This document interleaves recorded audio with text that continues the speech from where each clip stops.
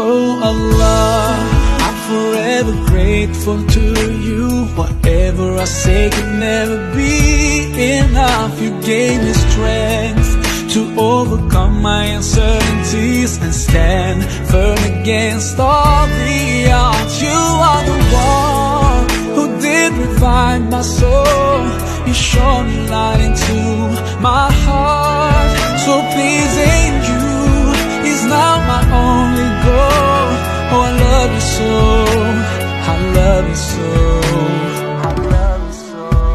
Now I know how it's like to have your precious love in my life. Now I know how it feels to finally be at peace inside. I wish that everybody knew how amazing it feels to love you. I wish that everyone could see how your love has set me free. Set me free and made me strong.